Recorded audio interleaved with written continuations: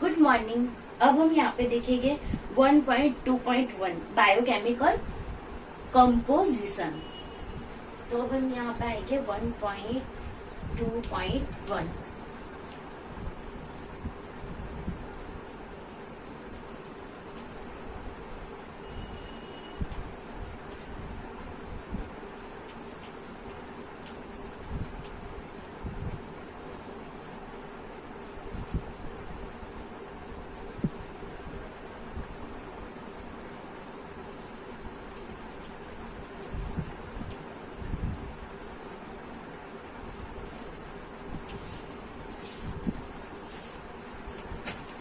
अब bio chemical composition किसको बोलते हैं वो हम देखेंगे। As life evolve on this planet nature select only a few elements. अब जब भी हमने लाइफ देखा था तो एकदम फ्यू, नेचर क्या करता है अपने को बहुत फ्यू एलिमेंट्स देते हैं, बहुत ज्यादा, बहुत कम मतलब। And life eventually came to be based essential on the carbon compounds. अब लाइफ ज्यादातर किसकी बनी है? कार्बन कंपाउंड्स की। किसकी बनी हुई है लाइफ? कार्बन कंपाउंड्स की। जैसे अपने जैसे CH3 है, CH4 है, CH2 है, यानी जितने भी है वो ऑर्गेनिक कंपाउंड्स है, वो क्या करते हैं? कार्बन। यानी अपनी बॉडी में किसकी ज्यादातर बनी है? कार्बन। इसीलिए तो कार्बन डाइऑक्साइड निकलता है ना, CO2, और ऑक्सीजन हम लोग लेते हैं O2। तो जितने भी लिविंग थिंग्स है वो किसके बने? कार्बन कंपाउंड्स के बने हुए हैं। Out of the nearly 50 or so elements present in most living organisms। अब है ना, आउट ऑफ नियरली कितने परसेंटेज अपनों को एलिमेंट्स मिलते हैं लिविंग ऑर्गेनिजम्स में? 50%, सॉरी 50% बोलते, 50 एलिमेंट्स किसके अंदर से मिलते हैं? Nearly 50 elements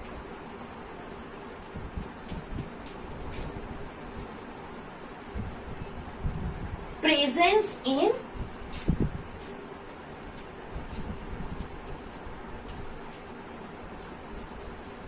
living organisms।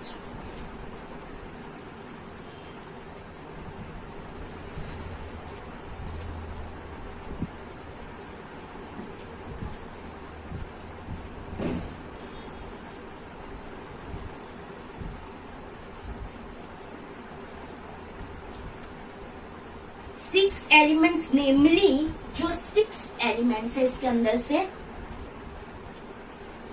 उसके नाम भी दिए गए हैं। कौन से हैं देखते हैं अपने।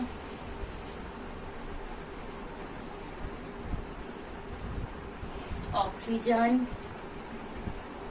O2, ऑक्सीजन को क्या बोला जाता है? O2 याद रखना। Carbon,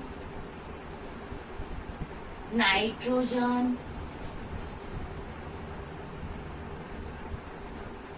hydrogen, calcium and phosphorus.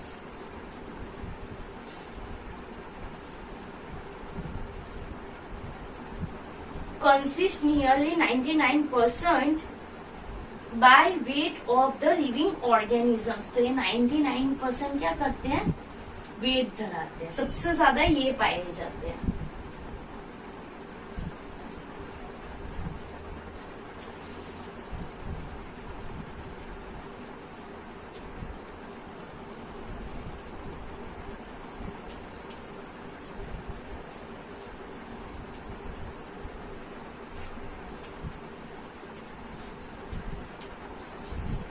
अब हमने देखा बायोकेमिकल कंपाउंड्स के, हमने यहाँ पे देखने गए तो जितने भी लिविंग ऑर्गेनिजम्स है वो कितने हैं? 50% elements presence in the living organism. Living organisms में कितने पाए जाते हैं? 50 एलिमेंट्स पाए जाते हैं। कितने? 50 एलिमेंट्स। जो कि ज्यादातर जितने भी ये है लिविंग थिंग्स वो किसके बने हुए हैं? कार्बन के। तो कार्बन को C से डिनोट किया जाता है, इसके लिए कार्बन का C लिखा गया है। अब जो भी 6 मेन एलिमेंट्स है, जो सबसे ज्यादा कितने हैं? 99% वेट है लिविंग ऑर्गेनिजम्स में। किन कौन से एलिमेंट्स का? ये 6 एलिमेंट्स। ऐसे है कितने? 50, लेकिन सबसे ज्यादा 99% किसका वेटेज ज्यादा है लिविंग, मतलब अपनी पूरी लाइफ के अंदर सबसे ज्यादा ये जितने ना 6 एलिमेंट्स, इनके बहुत ज्यादा मतलब मात्रा में, वो बहुत ज्यादा क्वांटिटी में। तो ऑक्सीजन यहाँ पे मैंने सब पे सिंबल लिखे। ऑक्सीजन का O2 है, कार्बन का C है, नाइट्रोजन का N है, हाइड्रोजन का H2 है, कैल्शियम का Ca है और पोटेशियम का K है। यहाँ पे पोटेशियम का K आता है, ध्यान रखना। इसके लिए 6 एलिमेंट्स वो 99% वेट सबसे ज्यादा धराते हैं किसके अंदर, लिविंग ऑर्गेनिजम्स में। और ऐसे टोटल कितने हैं, 50 है लिविंग ऑर्गेनिज्म में, लेकिन सबसे ज्यादा वेट ये 6 ही एलिमेंट्स है। और बाकी लिविंग थिंग्स ज्यादातर किसकी बनी हुई है, कार्बन की, carbon compounds. One of a reason for the nature selection of the carbon in all living forms could be that carbon forms a wide range of complex organisms compound। अब carbon सबसे ज्यादा पाया जाता है living things में।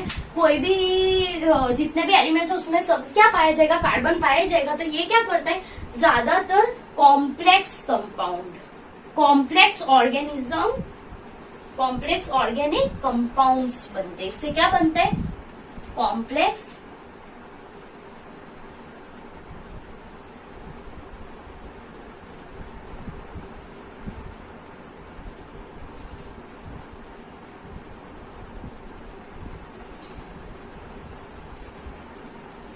Organic compound बनते हैं। क्योंकि जितने भी लिविंग थिंग्स है वो उसमें क्या पाया जाएगा, कार्बन। कोई भी चीज एलिमेंट्स होगा वो कार्बन तो होगा ही। तो कार्बन क्या कर सकता है, ये वाला यहाँ पे कार्बन क्या कर सकता है, कॉम्प्लेक्स ऑर्गेनिक कंपाउंड बनाता है सबसे ज्यादा लिविंग थिंग्स में। तो ये जितने भी ये अलग अलग फॉर्म करेगा, अलग अलग जो अपनी बॉडी का ये होते हैं ना वो फॉर्म्स होता है, वो किसकी मदद से होता है, कार्बन के। अच्छा, ऑर्गेनिक क्यों है, जिसके अंदर भी कार्बन पाया जाएगा वो जितने भी सब्सटेंट है उसको क्या बोला जाएगा, ऑर्गेनिक बोलते हैं। और जिसके अंदर कार्बन नहीं पाया जाएगा वो इनऑर्गेनिक। यानी ये जितने भी कार्बन से बने हुए हैं जितने भी कंपाउंड उसको क्या बोलेंगे हम लोग, ऑर्गेनिक कंपाउंड्स बोलेंगे। तो ये कॉम्प्लेक्स करता है क्योंकि कॉम्प्लेक्सिटी करता है। सी के इसके साथ भी, एच के साथ भी कर सकता है, CN2 भी बन सकता है, CNS भी बन सकता है। कार्बन अलग अलग फॉर्म करता है, उसको क्या बोलेंगे, कॉम्प्लेक्स ऑर्गेनिक कंपाउंड्स बोलेंगे। ओके, जैसे ये कार्बन है वो हाइड्रोजन के साथ भी हो जाएगा, नाइट्रोजन के साथ भी, नाइट्रोजन और सल्फर के साथ भी। तो वो पूरे सब कंपाउंड्स बनाएगा जिसको कॉम्प्लेक्स अलग अलग चीज से अलग अलग बनाएगा। जिसका देखने जाए तो हम आगे पढ़ेंगे, जैसे H यहाँ पे आएगा, H यहाँ पे आएगी, ऐसे बनते जाते हैं ये फॉर्म्स। ओके, अब One of a reason nature selection of the carbon forms range the compound potassium, sodium, chlorine and magnesium account for nearly 0.8%। ये हम थोड़ा ये करें, बात चलते, इसको इरेज करना पड़ेगा। Potassium, sodium, chlorine and magnesium account for nearly 0.8% and the other elements are present in very small amount, 0.2% only and are called the trace elements। अब जितने भी पोटेशियम है, सोडियम है, सबके मैं शॉर्ट फॉर्म लिख रही हूँ। Potassium, sodium, chlorine and magnesium,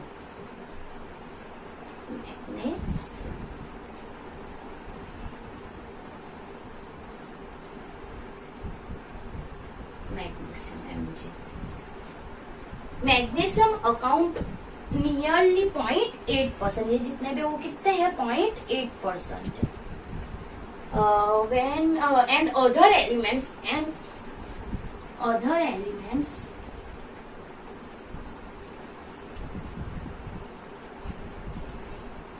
only 0.2%। It's called by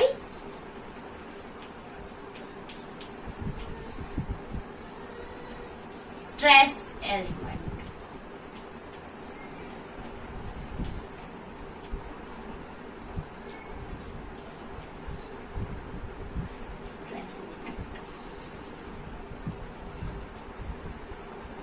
अब इसके अंदर ऐसा बताया गया है, पोटेशियम है, सोडियम है, क्लोरीन है और मैग्नीशियम है, वो अपनों को लिविंग ऑर्गेनिजम्स में कितना मिलता है, 0.8% मिलता है। कितना मिलता है, 0.8%। बाकी दूसरे जितने भी अदर एलिमेंट्स है, बाकी जितने भी अदर्स एलिमेंट्स हैं वो कितने मिलते हैं, 0.2%। कितने मिलते हैं, 0.2%।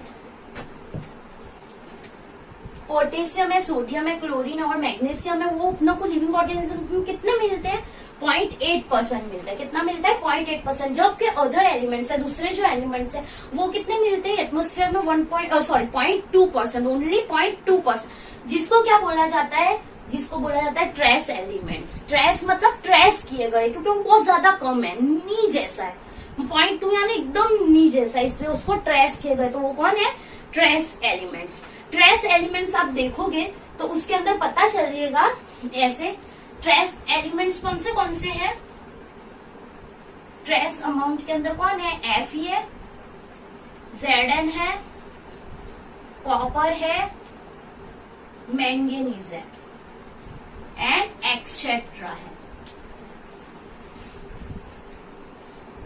ये आप देखोगे किसके अंदर? ये टेबल के अंदर। तो टेबल के अंदर नीचे दिया गया है Fe, Zn, कॉपर, मैग्नीशियम क्या है? ट्रेस अमाउंट में, यानी ये जितने भी मतलब आयरन है, जिंक है, कॉपर है, मैंगनीज है और दूसरे सारे, वो कितने? ओनली 0.2% हो गया। यानी ये कौन से? ट्रेस अमाउंट है।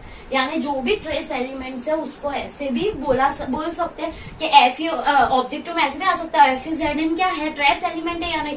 तो ये क्या है? ये ट्रेस एलिमेंट है, बिकॉज इसका ये कितना होगा एटमोस्फियर में? ओनली 0.2% होगा। कितना होगा? ओनली 0.2%।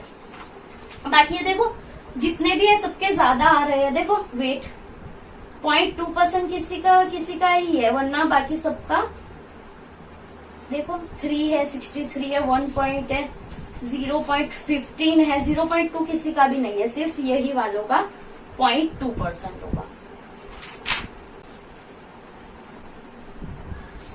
ये जितने भी है इसको क्या बोला जाएगा? Trace amount. वरना ये जितने भी है वो क्या ज्यादातर रहता है? Trace amount. 0.2% किसी का भी नहीं है। The distribute of the elements in the living organisms is given in the table 1.1 दिया है। ये टेबल 1.1 के अंदर there is a remarkable similarities in the nature of the chemical substance that are present in all living organisms। सब जितने भी living organisms है उसमें सब में तो ये सब प्रेजेंट ही हो गया अलग अलग अमाउंट, लेकिन ज्यादातर अमाउंट 0.8% ऐसे रहते हैं। सिर्फ ट्रेस अमाउंट की ही इतनी ज्यादा कम रहती है। वाटर कंसिस्ट नियरली 60 to 80%, यानी वाटर जो भी है, वाटर वो कितना कंसिस्ट करता है? 60 to 80%। इसीलिए बोलते हैं ना पानी सबसे ज्यादा पीना चाहिए, पानी सबसे बेनिफिशियल है। तो वाटर 60 to 80% क्या करता है? वो 60 to 80% of the weight of the living organism. Living organisms में सबसे ज्यादा वेटेज किसका आता है? वाटर का, जो कितना है? 60 to 80%। मोस्ट टाइम पे इसीलिए बोलते हैं लिविंग थिंग में सबसे ज्यादा पानी पीना चाहिए। पानी अपने को डिहाइड्रेट नहीं होने देता, उससे हाइड्रेशन अपना अच्छा रहता है। इसके लिए वाटर कितना? 60 to 80% हमें क्या करना चाहिए? प्रोवाइड 60 to 80% देता है, इसलिए सबसे ज्यादा से ज्यादा पानी पीना चाहिए।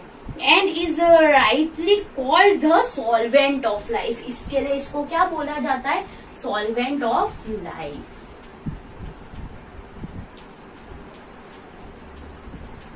मोस्ट टाइम पे है ये, मोस्ट टाइम पे सबसे ज्यादा अपनी बॉडी के अंदर लिविंग थिंग्स में सबसे ज्यादा क्या आता है? वाटर आता है, पानी आता है, जो कितना होना चाहिए? 60 to 80% अपनी पूरी बॉडी के अंदर होना चाहिए, मतलब H2O।